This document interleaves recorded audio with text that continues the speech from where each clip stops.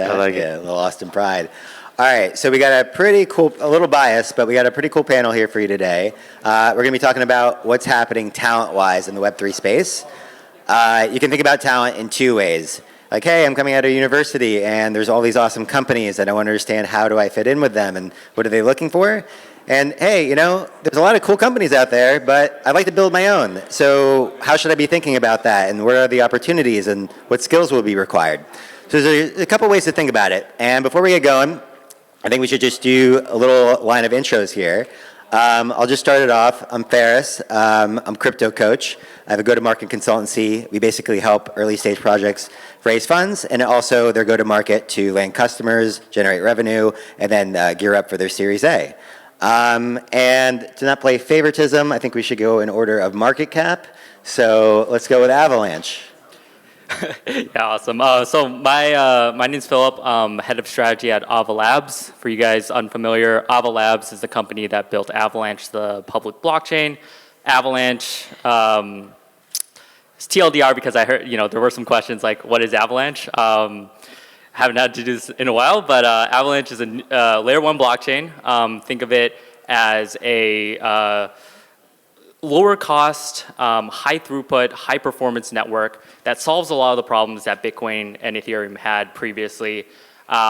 We also allow a concept called subnetworks where developers can spin up their own custom feature-specific blockchains. So think about it as a easy way for anybody to deploy their own blockchain network. And I guess quick history, I've been at Ava Labs for 4 years, handle a little bit of everything from the business development side to the ecosystem. In the early days, helped a lot with hiring, so can speak to kind of the days when we were just a 5-person company working out of a Cornell computer science lab and the funny stories there. Yeah. Beautiful. Well, hello everyone. My name is Brandon Potts, and I'm with Framework Ventures. We're an early stage venture fund dedicated entirely to crypto.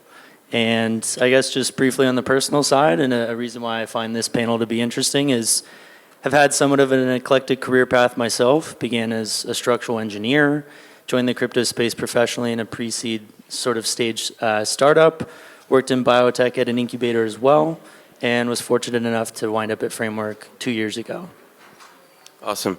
Hey guys, thanks for having me. My name's Dan. I'm the founder of Uptop Search. We're the market leaders in recruiting for crypto. My background is running a niche recruitment practice in quant trading. I came into crypto by taking my quants and placing them in crypto funds. Now I partner with some of the biggest VCs like Framework and some ecosystems like Avalanche, and work with a lot of the early stage startups to help them make their first critical hires. All right, cool. Well, actually, maybe Phil, we'll start with you because you kind of highlighted it that you were part of Avalanche in the early days, and now obviously you're Avalanche now.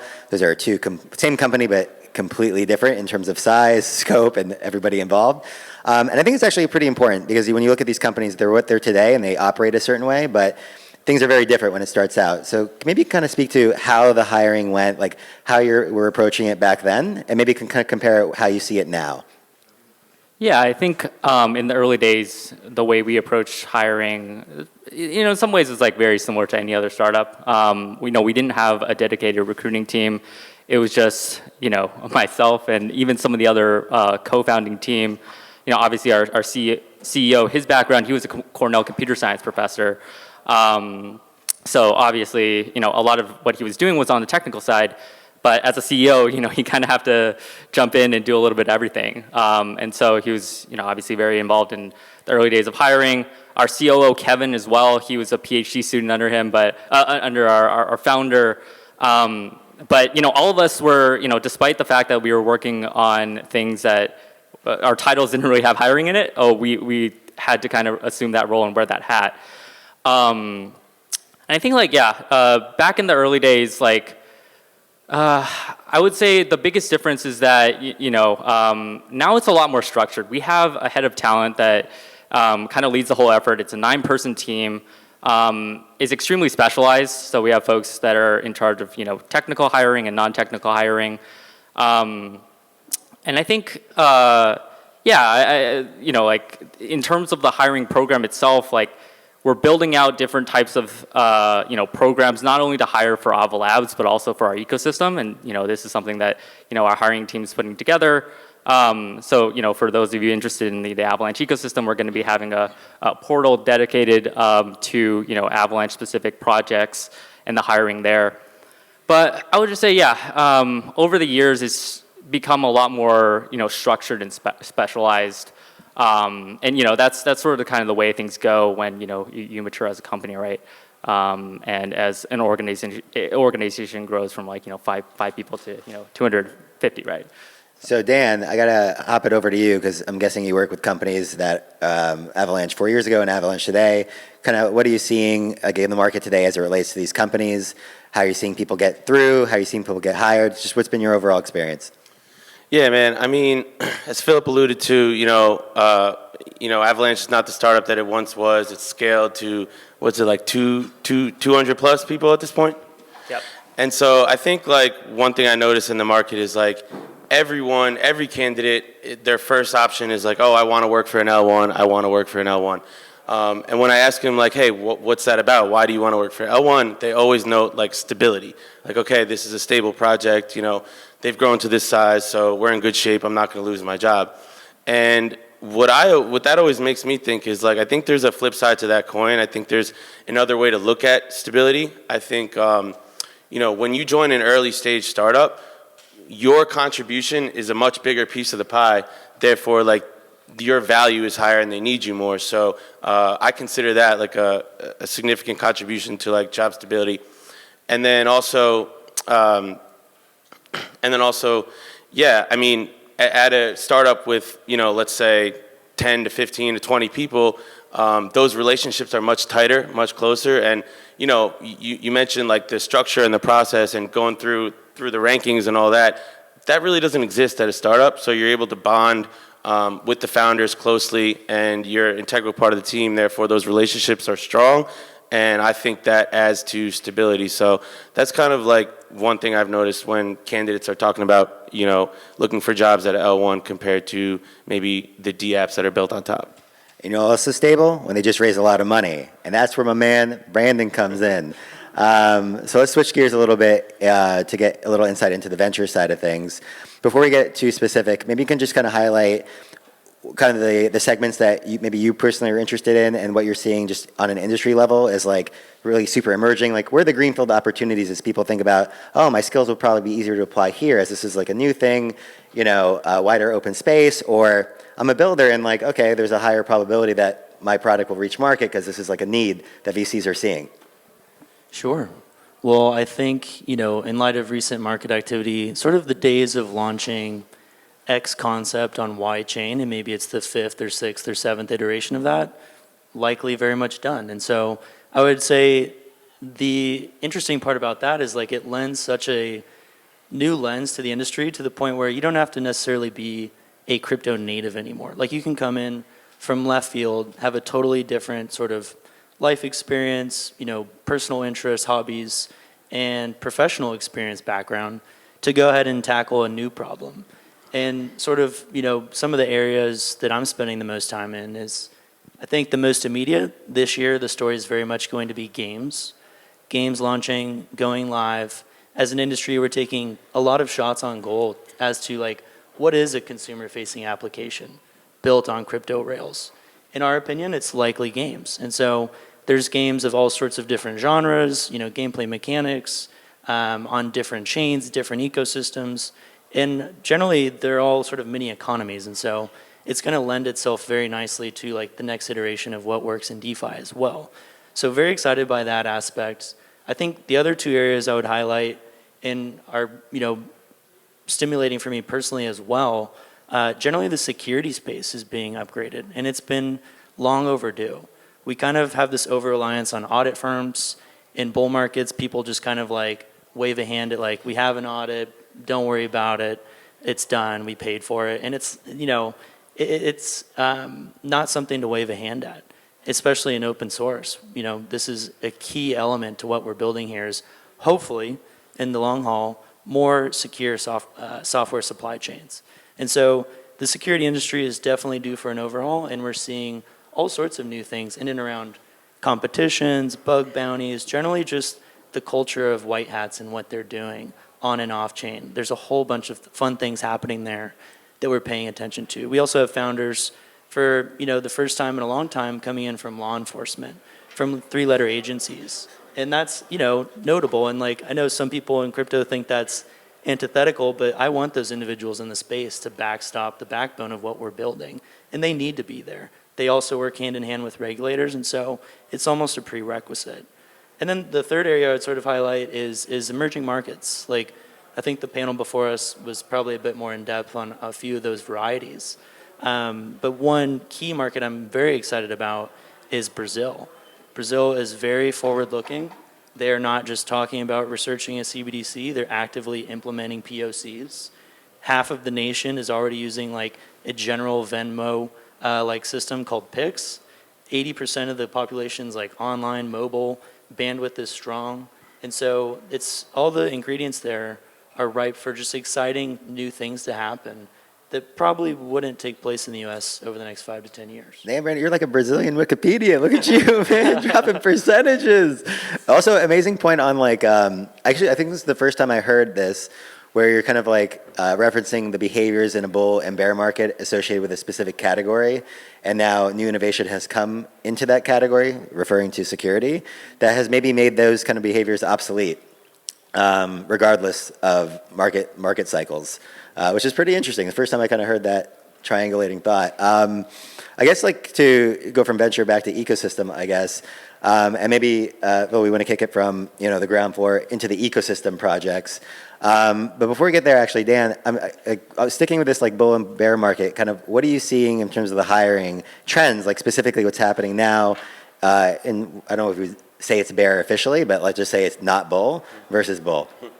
Yeah, and that's a great question, and I'm happy to speak on that. Before we get there, I think Brandon made some really interesting points there, and just to touch on maybe how that relates to talent and hiring a little bit. I was recently doing a podcast with someone from Polygon, and I was overusing the word normies and degen, and he corrected me and he said, you know what, at a certain point we need to drop those terms because we need to welcome people from a more broader audience, and by calling them normies, we're not, showing that we're open to bringing more people in the space as it broadens out. And I think it's a really good point, and it's something that I've been paying a lot of attention to as far as, there's a lot of different non-linear ways to make a pivot into this space. And I think as a job seeker, a lot of times we get caught up in here's my resume, here's the job description, how can I find a job that matches, right? Dan, let's drop an example here, man. I'm sure you got a few. Come on, let's give it to him. Yeah, no, I mean, I was talked about this recently, and it's I can drop a couple, but one that I'm really proud of is Will, who's in the audience, who works on my team, helped us place a gentleman at a company called Prime Protocol, which is a framework company. Shout out to Colton. Shout out to Prime Protocol. But I think it's a really cool example. So this kid that we hired over there was fresh out of school, and he was in broadcasting, right? And his name is Tyler. Shout out to Tyler. So he was doing broadcasting, and he actually was on the side hosting these Twitter spaces for different NFT projects, whatever, and he actually reached out to invite me on to be a guest. Had a really cool experience, built a relationship with him through that, and we ended up placing him at Prime for a social media manager role. He eventually took that and built into a community type of role, community leader, and now he's doing some marketing as well. And if you just back up for a second, I think a good exercise for any job seeker looking to make a pivot is, what's the translatable skill there? And for in Tyler's case at Prime, the translatable skill was communication, right? If you're in broadcasting, you know how to speak well, you know how to communicate and get a message across. And to apply that into a different field, it may not be apples to apples, but there's a way to get that done. And so I think that's a really cool example, and there's plenty more that we can highlight about nonlinear ways to pivot into the space. And I guess to touch on your other question about, what are some general trends from bull market to bear market. One talking point that I've come up with recently that seems to resonate pretty well is what I've noticed is during a bull market, there's a type of candidate who, or this type of job seeker, however you want to categorize it, who maybe can wear multiple hats and contribute in multiple areas of the business. And when company A is competing against company B, who's building a similar product, as in like a race to the finish line, someone who can contribute across the board is definitely really welcomed, and companies will be excited about that. Whereas when the markets are down, it feels like the mentality from hiring perspective is like, okay, we have X amount of dollars to spend, and we're looking for the one person who can fill the one gap, in the most effective way. So essentially, the candidate who contributes across the board is now looked at as a generalist as opposed to a specialist. Okay, so let's kind of kick it up 10,000 feet. So we spoke about it from a recruiter standpoint, a venture standpoint, and more often than not, when you get the check at the seed stage, multi-chain, Avalanche is part of that multi-chain strategy usually. So I'm not sure, how many companies would you say, you can estimate, how many companies would you say in the Avalanche ecosystem? For the ones that we can count, probably more than 500. But Okay. there's that number is definitely a lot higher. Okay, so we're officially going to say 800. We can't get on Brandon Brazil statistics level, but we're just going to guess on 800. So when you think about because Dan's saying Brandon was saying there's segments, right? Gaming, obviously Avalanche is big into gaming, security, and some other areas. Dan is saying, in this market, they're looking for the one. So when you have 800 companies and they're all looking for the one, can you kind of speak to whether you want to go into gaming or whatever segment, kind of like the actual roles and the actual skills that these companies are trying to identify, secure? Like, what are you seeing as really in demand of we're trying to hire X, we want to really get them on board so we can start growing? Like, what's the ecosystem communicating back to you in that way? I think there's been a lot more focus on, I guess, specialization just across the board. I think, just overall, we broadly segment the ecosystem into, DeFi, gaming, and, NFTs and culture. I guess another broad category is like infrastructure stuff, so people building out custom subnetworks. But across all those verticals, the type of candidate that is, the typical candidate for a DeFi project is very different from even an engineering hire. It's extremely different from engineering talent that you need to build out a game. And so I think there's usually a good formula for projects within the ecosystem. They usually, for gaming projects, for example, there usually needs to be somebody who is extremely familiar with the crypto ecosystem and also somebody very familiar with traditional Web2 gaming. So you have a union of experts in both fields, and that'll greatly sort of increase the chances that the project is successful, right? I think of something we've been doing as an initiative. So some projects have done very well in the bull market, as we're kind of touching upon, and then now sort of transitioning into this kind of bearish period. Some of those models that worked in the bull market just don't really work anymore. But there are still very talented individuals that are still working on existing projects within the ecosystem, although their product may not, or project may not be as sort of popular anymore. And so we're trying to find ways that and this may be through an acqui-hire or something like that, where if we see a Web2 company that's looking to get into crypto, maybe it makes sense to put some of these teams together, right? And have the Web2 company potentially acquire the Web3 project. You're getting into some M&A now. Okay. So I think I think the last panel somebody mentioned that this sort of bear market is completely different comparing to the 2018 one. I think that's definitely very true. There's a lot more there's a lot more to do, right? There's a lot of creative ways to leverage the resources in the ecosystem to make sure that all the projects are successful, whether that be existing projects or new projects that are looking to come in and explore Web3. So just a quick question on that. So a lot of the people that obviously at this university, they haven't lived long enough to create a specialization more often than not. So what would you suggest to people that aren't the level of like specialty level, but trying to figure out how to get part of some of these early ecosystem projects? Maybe they don't have the most funding in the world, but they have an idea, they have a grant, they need people. So what would you suggest for people that how would people contribute where specialty is required, but specialty is not necessarily what they have yet? Okay, yeah. So I mean, just a caveat. I think to Dan's point of the kind of generalist versus specializing topic, I think for like earlier stage projects, it's usually better to kind of hire for generalists, right? And so with with a lot of the projects within the Avalanche ecosystem, and even us in the early days when we were trying to hire for engineers, it was really nice if we could find that candidate who could do both design, front end, and back end, right? Just full stack everything. Although sometimes those candidates don't exist, but oftentimes, right?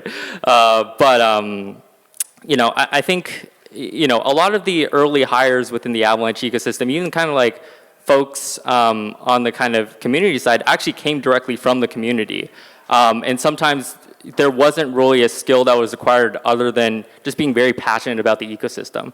So I think there's definitely a lot of opportunities to get involved, especially with the whole wide array of different types of projects within crypto now. Depending on what folks are interested in, there's definitely more opportunities to get involved this time around. Just because there's the breadth of projects is greatly increased. So, by the way, I call that the George Costanza. All you gotta do is just hang around long enough, and you'll get in the game. That's the methodology. Just tapping into the word opportunity, I think it'd be helpful just to kind of frame, because if I talked to you like a year and a half ago, you'd probably think of like, okay, this is what we got coming up. This is gonna be really big for us. And now as you look forward next year, next 2 years, I think it would be helpful just to give everyone a sense of like, each person give a sense of like, what is like the big upcoming opportunity for your individual organizations this year. And we can kind of just like jam on that a little bit, just to give it some like specific context moving forward.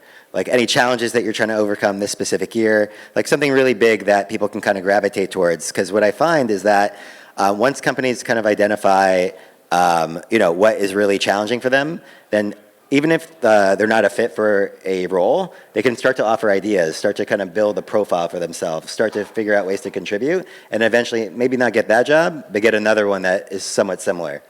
So anything that's really upcoming for Avalanche would be helpful, and then we can go down. Specifically for hiring, right? Just as an organization. Yeah, so I think like for Avalanche and Ava Labs, there's been a huge push on the subnet side, and to expand on that, I briefly touched upon it in the beginning, but subnets are a way for any developer to spin up a feature-specific network, and a lot of the use cases right now surround around like gaming. There's an institutional DeFi subnet that's in the works right now. But we are but just because this concept is so new, it is a little bit difficult to find the talent for it. And so a lot of the open roles on the Ava Labs careers website around, different types of engineers for, very specific kind of engineering roles to build out subnets.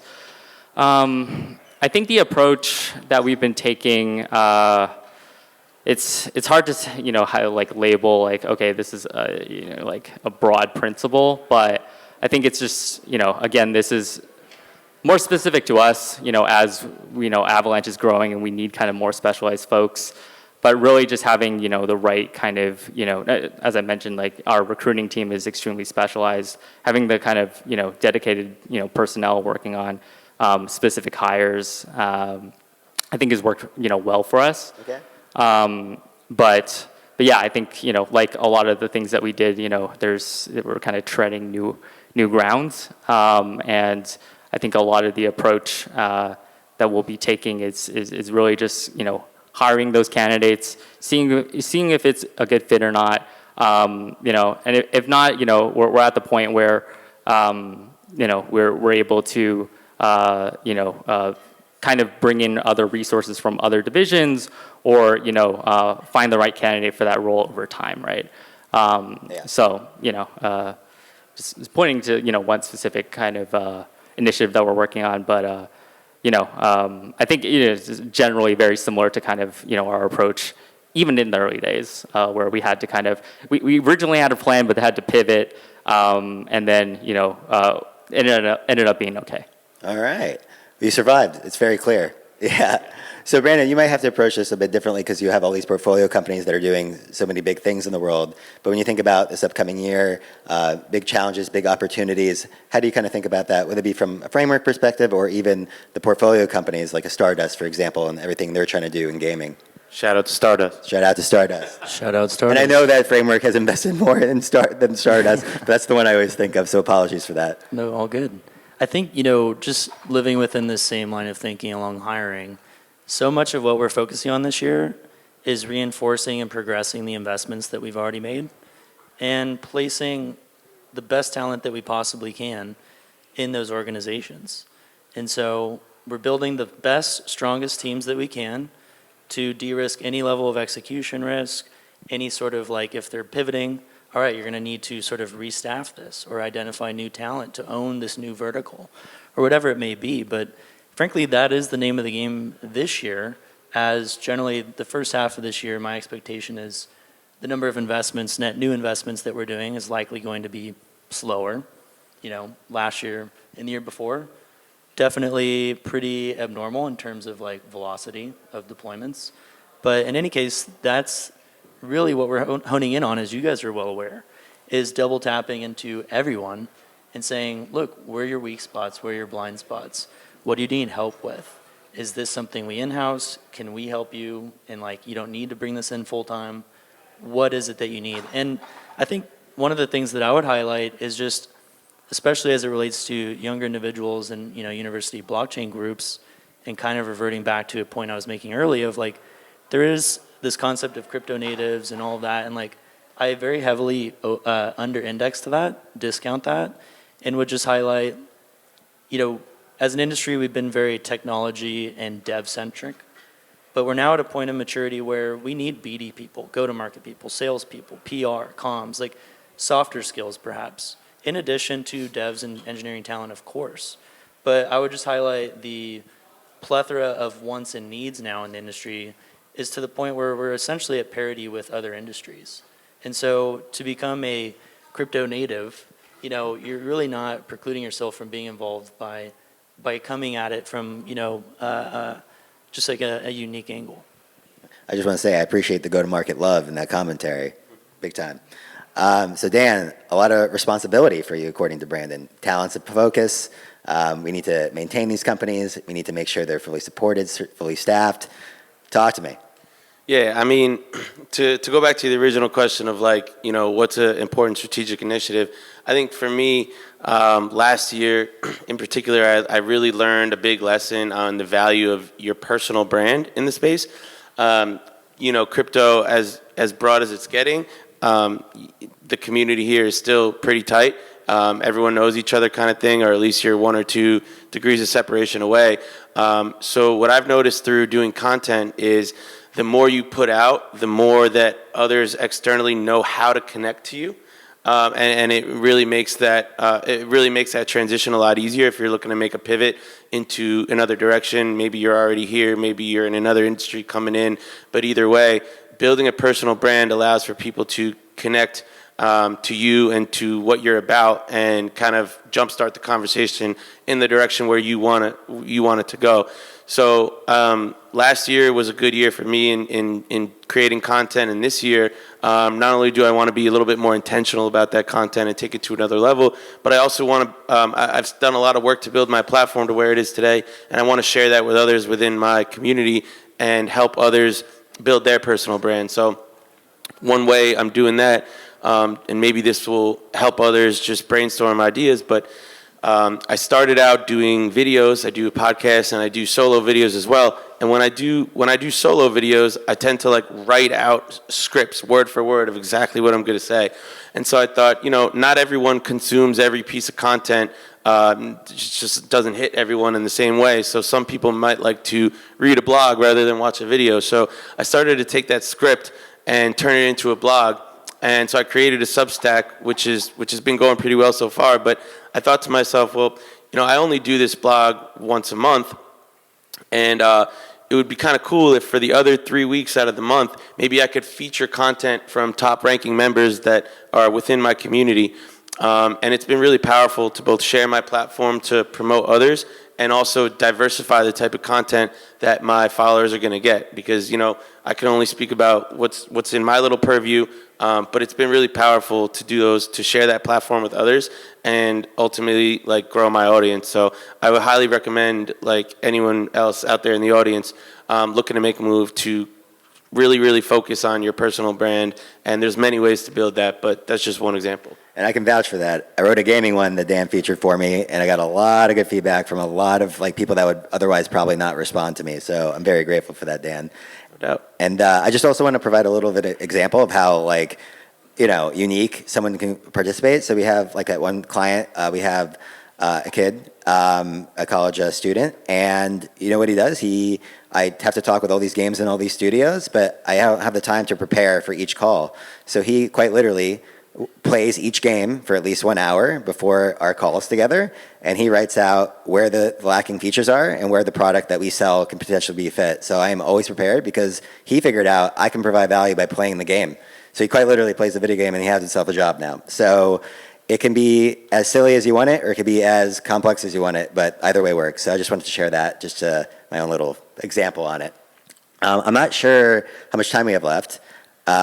I think before we wrap, what would be cool is what I think is an interesting topic to me. I would love to hear Brandon speak about when you're potentially going to make an investment in a new project. How do you evaluate the founder on an individual level? Because I would like to speak to how I evaluate a founder as far as their capacity to attract talent and hire. But I think it's cool to start from the original investment, and then I'll chime in on top.